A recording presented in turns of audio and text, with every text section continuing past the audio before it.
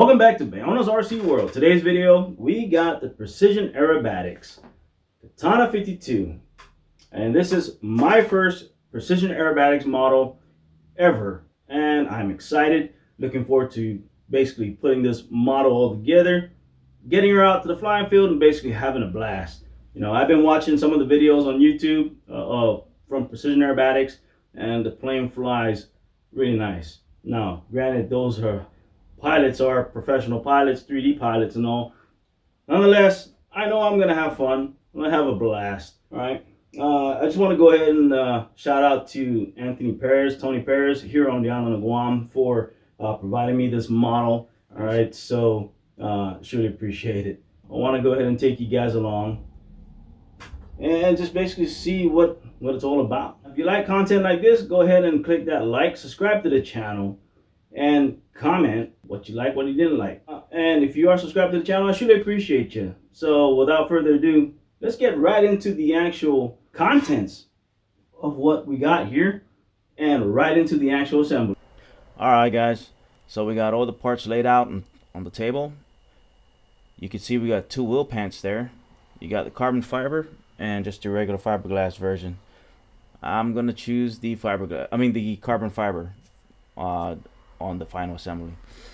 You got your horizontal stab, elevator, rudder, motor box, and we got your servo. This is the first time I ever used this type of brand. I've seen this before, just never thought of purchasing it. So the specs are pretty nice. Metal geared servo, pretty nice. So we'll see. So this is the IPA's combo pack. So it comes of pretty much everything you see right here on the table: the motor, the ESC, spinner, props, to include wing bags. Now the spinner, the carbon fiber control arms, and something else you would have to purchase separately. So it doesn't come with the plane by itself. Alright, so you gotta basically purchase all those separately if you weren't to buy the IPA's combo. Oh, the side force generators. That's pretty much what it is. So side force generators, these control arms, and the spinner are all purchased separately. It doesn't come with the actual ARF. Alright, but yep, those are side force generators and our motor box and our accessory pack, linkages and all, some CA hinges. Alright, so we're not gonna really go in depth in the assembly, in each part of the assembly instructions. We're just gonna jump around real quick.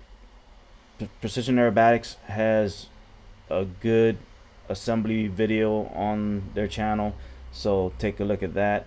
We're just gonna get right to it. So I got my ESC soldered up. Went ahead and put a Dean's connector on there, and got my Futaba receiver. Got all the servos hooked up, centered, and as you can see, these are the aileron servos. Alright, so this one here, I gotta get this one a little bit more down to make it 90. As you can see, it's just a hair. Alright, and then we got, I believe this one is rudder. Oh no, this is elevator right here, and then this is your rudder. Alright, so as you can see, rudder is 90 and elevator is also 90. And when I'm talking about 90, I'm talking about the actual servo arm towards the case. Alright, so yeah, that's and now what I did was we used the Precision Aerobatics CNC machine carbon fiber servo arms, which is this one right here. A little different than the photo. but went ahead and used the plastic servo arm. Then we went ahead and drilled through the arm, and I put a screw right through there. I didn't use the screws that came with the pack because it's a little smaller, as you can see right there. Alright, so I use my own screw, self-tapping screw type deal, and put it down through there. Alright, and yeah, so one thing out of the way. Alright, so what we're doing now is basically making up the control rods. Alright, so for each control rod or push rod type deal, it would have a bowl link, a clevis, and eventually a carbon fiber rod. Alright, so we basically got to clean with some denatured alcohol or just alcohol, and basically clean the inside of the clevis here. Alright, eventually, before we put 30-minute epoxy, we will clean the ends with alcohol as well. But prior to doing that, it'd be advisable to go ahead and scuff at least 1/2 inch on each end. Right, scuff it, and also use a file. Alright, so let's go see here. This is how far this clevis will go in. So that's roughly about 1/2 inch. And then from there, I'll take a triangle file. I don't know if you can see that. Alright, you can barely see that, but it's a triangle file. And what I'm going to do is I'm just going to scribe a few marks here, little indentation type deal. I'm notching it. We're not going to go all the way through type deal. You could just do one side. I'll just do both sides here, just like that. And eventually we'll clean this off with alcohol. I don't know if you can see that there. It's not really focusing well, but just like that. Alright, all of this is just a small little notch. Gives it the epoxy somewhere to grab as well, to strengthen that the hold on your clevis. Alright, so you could also take some rough sandpaper and go ahead and sand 1/2 inch as well. Alright, just kind of roughen the whole section up, and you're going to do that on both sides, and then you'll clean it with alcohol or denatured alcohol, and then we'll go ahead and put 30-minute epoxy in here and actually secure that all in there.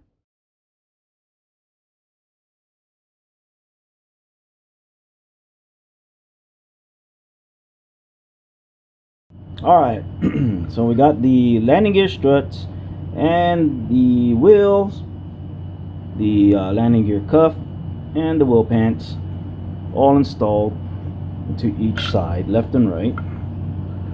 Alright, so we got the landing gear cuff right here, which is just slid on there for now, and later on, once we attach this to the fuselage, we're going to go ahead and mark when this thing butts up to the side of the fuse, and we're going to put a little piece of double back tape right in here, slide it back up, and have it attach right here in the bottom. Alright, and that's how this cuff is going to get attached to this landing gear strut. Alright, now as far as the wheel pant is concerned, I went ahead, and if you really look down in there, you see that little groove. The carbon fiber gear and also the regular fiberglass gear, it has a recess, right, like a little channel right there where this landing gear strut basically fits right in between. And so I had to basically shave a little bit off on each side of the landing gear strut, just so that it could fit in the recess of the gear.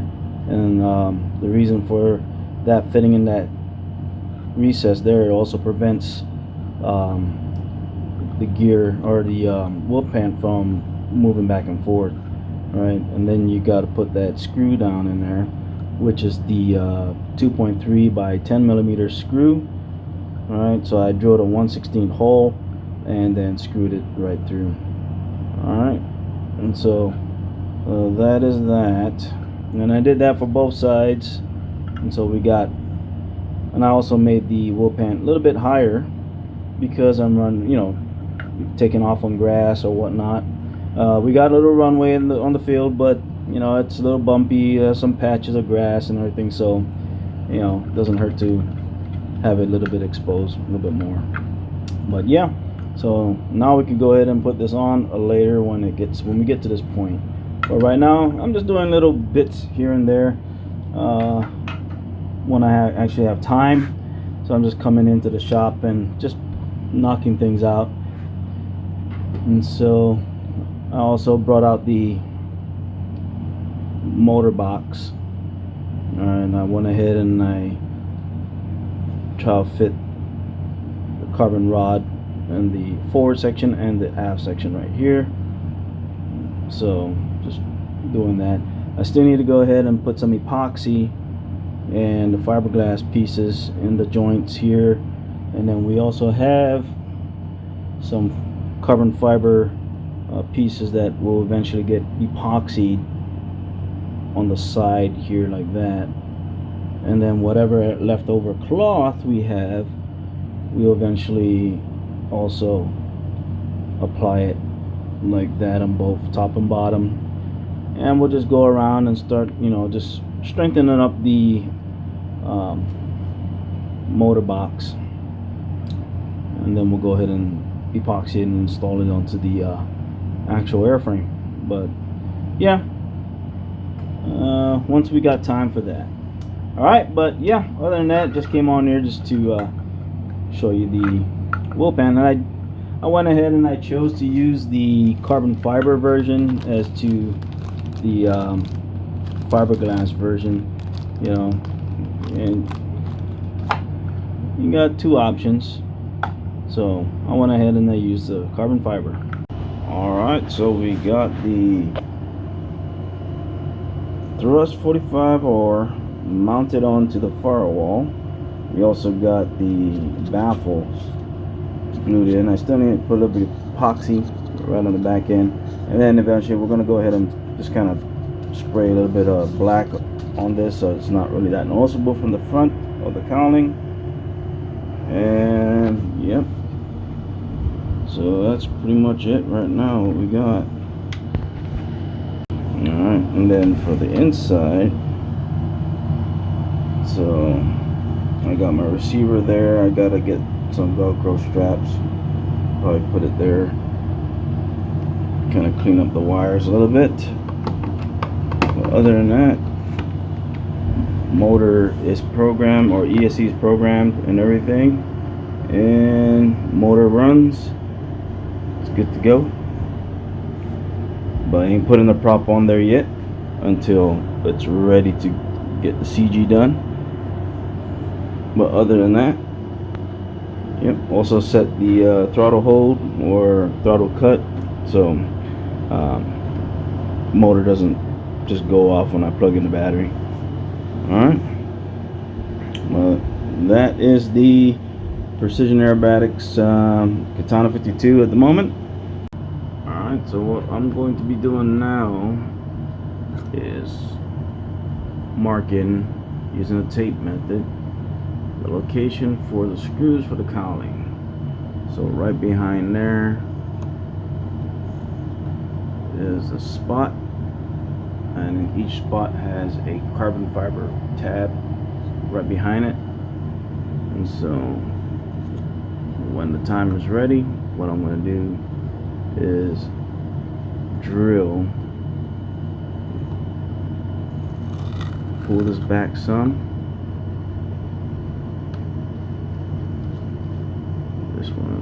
covering's coming off. Pull that back some, put the cowling on, flop it back. You know, get it all aligned, pop it back on there, and then drill the hole. Alright, so we got the elevator basically CA hinged onto the stab, and also we got the rudder basically CA hinged onto the fin and fuselage. Alright, so everything there. Right now we're just waiting for the epoxy for the control rods to fully cure. So we got the rudder and elevator basically linkages all hooked up. Servo basically 90 degrees. Control surface all centered. So that's what we're working with now. So once that is all said and done, all dried up, we can go ahead and remove the tape. And yeah. And so the issue that I had with the horizontal stabilizer is the centerpiece here, that notched area here that actually slides into the fuselage. That one was a little crooked. This portion right here was crooked, so it kind of went like a U. And so I had to basically remove some of that covering right there at this last rib and sand this rib straight on top and bottom. Otherwise, the whole front portion of this horizontal stabilizer only made it up to about right here. I couldn't get it any further without almost feeling like it was gonna break. And so yeah, it didn't really just go on there. I had to yeah, I mean, the cool thing about it is that it has a center channel there where you don't really have to adjust the, you know, the horizontal stabilizer and measure with a wingtip type deal. I mean, I still did it, but I mean, you really couldn't make any adjustments because it's already locked in. However, with that said, because that was not straight, it kept bottoming out, and it didn't allow me to put the full stab all the way forward. As a matter of fact, it's still not completely all the way forward. All right, that's the best I could do. I started hearing a little crunching, and I was like, oh no. And so hope for the best for this one. So yep, so that's basically that. That was my little thing with this. That gave me a hard time, surprisingly, for an R. The only reason why it gave me a hard time is because you got that one little rib right here, and if you take too much off, there's no place for this covering to attach to. Therefore, you couldn't even make this drum tight if you wanted to. It's gonna pull right off. So yeah, that's just one of those things. So I did my best, and that's it. It's on there. It's epoxied, so it's all good. Well, we'll see when I ring this out in the sky. If the thing flies off, then I know what it was.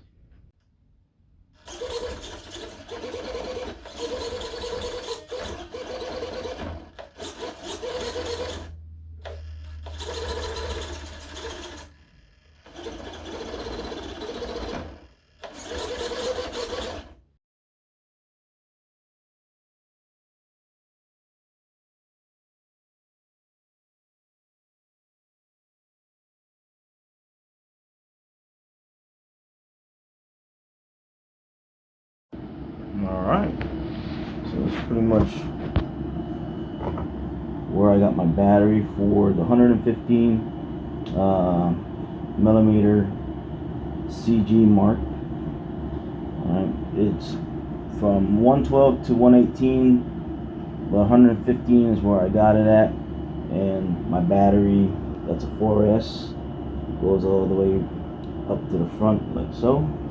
I even moved my receiver from back there to more center to eliminate a lot of weight in the rear. And I got my ailerons left and right, and of course the wire is going back to the elevator and rudder. Simple. Yep. That's a Futaba receiver because I'm using a 14SG Futaba. I could cut down this ESC line, so instead of having a bundle, I could shorten it a little bit more. But it is what it is. It works out okay.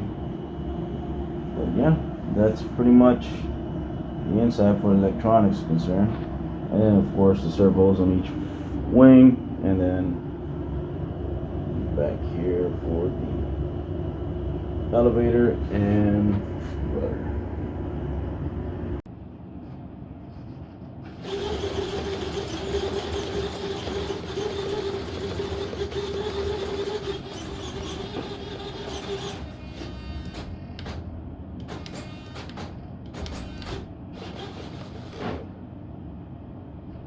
Alright, CG done. She is balanced pretty neutral.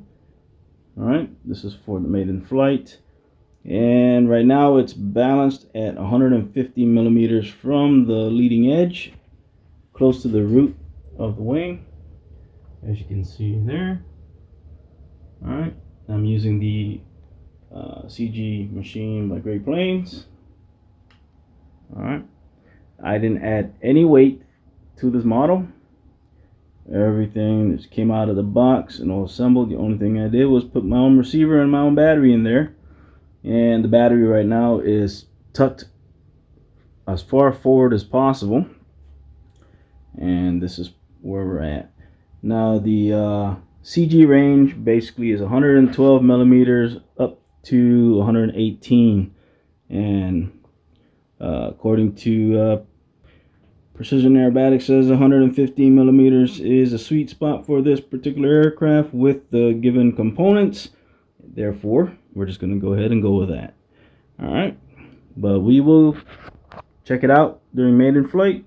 We'll see if we need any adjustments. That way we can actually mark the final location of the battery. But for now, this is where it's going to be. Alright, so now it's just a matter of maiden day. Unfortunately, weather is crappy. So hopefully this weekend is good. But if not, then we'll find a time for the actual maiden. But yeah, everything is good to go. Alright guys. Alright guys, welcome back to Bayona's RC World. Today is the maiden day of the Precision Aerobatics Katana 52. Unfortunately, it is a very, very windy day. I don't know if you can, the microphone here is picking up the wind, but it is blowing hard. So, I don't know. You can see the plane rocking on the ground right now, so I don't know. Still debating. I mean, I ain't afraid of flying wind, but when it becomes way too gusty like this, it's very scurry, especially on a maiden flight. But anywho, we're still gonna go and get it. Get her done.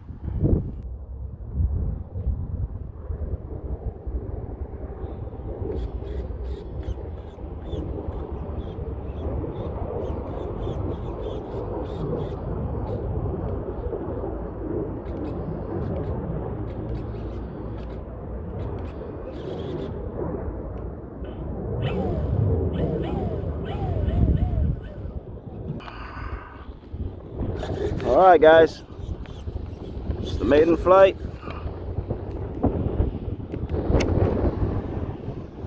The wind is still pretty strong today, so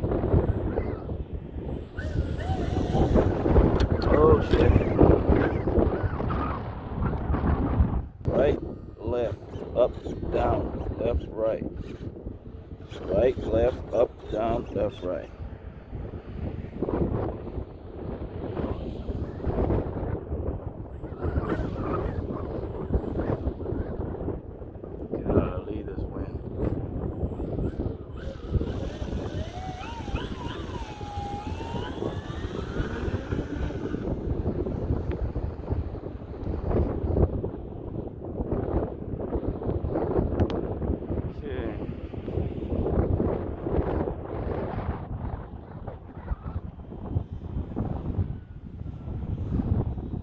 So far,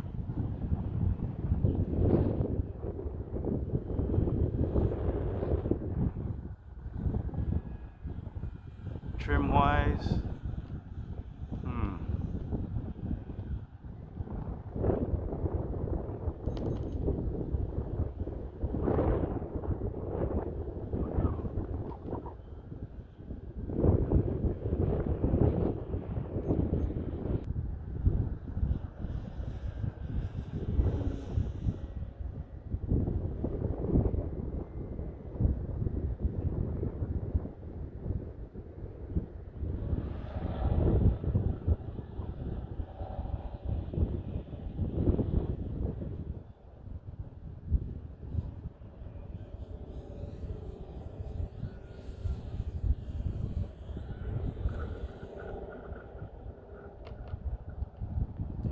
yeah, it's really windy.